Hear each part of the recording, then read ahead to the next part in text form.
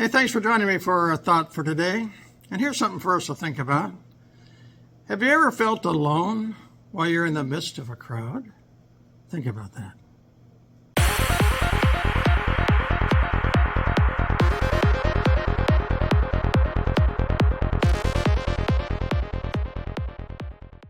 You know, Loretta and I have been going through the book of Revelation in the scriptures the past couple of weeks, and it's a book where it promises that if you'll read this or hear this book, that you'll receive a blessing. And I can tell you, Loretta and I both agree that we truly have received a blessing as we've been going through this again. As I look at this, we get into chapter 2 and 3, where it talks about the Lord's message, Jesus' message to all the 7 churches that John is writing to in this book. And if you know anything about the writings of Jesus here and what he's talking to the churches about, a lot of it is not so positive. In fact, he brings correction to them and says, you need to address this problem. You need to take care of these things. I see the good things you're doing, but there's some things that you need to take care of. And so he speaks about some negative issues that they are facing and what they need to correct. But I want you to see how it begins. Beginning at verse 1 of chapter 2, this is what it says. These things says he. Well, who is he? That's Jesus. So these things says Jesus, who holds the 7 stars in his right hand and who walks in the midst of the 7 golden lampstands. Well, we look at this, and who are the stars? Who are the lampstands? Well, the last verse of chapter 1 tells us. Let me read that to you. It says the 7 stars are the angels of the 7 churches, and the 7 lampstands, which you saw, are the 7 churches. So if you look at the first part of that, where he says the 7 stars are the 7 angels, well, the word angels there literally speaks and means messengers.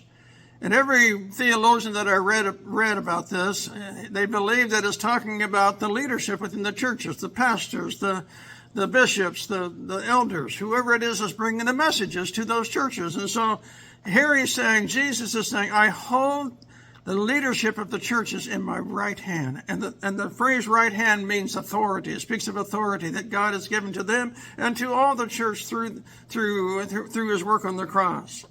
But as we look at this, we also at the end of that verse, he says, he walks among the 7 lampstands, which are the churches.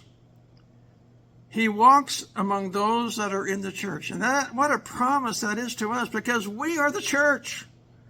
And to think about that, he's walking with us. He's walking with us. And I think of an old song that has been around for over 100 years, In the Garden. And part of the words of that in the chorus area, it talks about, and he walks with me. And he talks with me. And he tells me that I am his own. And the joy that we share as we tarry here, none other has ever known. Wow, he walks with us and he talks with us. And he says, you're my own. You belong to me. Hallelujah. What a promise he's made there. When you're feeling down, he's there.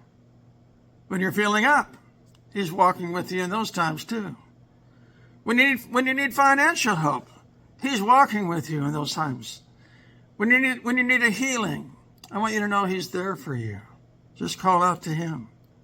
When you need encouragement, he's walking with you in that situation too.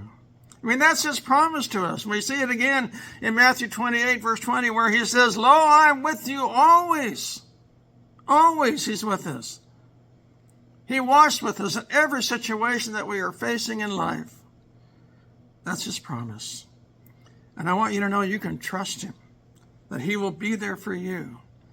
And the closeness that you can come to experience in those times when you need him to walk with you is kind of like what that song talks about. And the joy we share as we tarry there together, none other has ever known. You can know and come to know the joy of the Lord that he alone can bring to you when you're going through difficult situations. I want you to know I have found that to be so true. I've learned more about God and his love for me and his compassion for me and his closeness to me when I've been going through difficult times. And I believe that you can too. Whatever you're facing, he's there with you. He's walking that road with you. Hey, God bless. Have a wonderful day. Love you guys. Thanks for joining me. Bye-bye.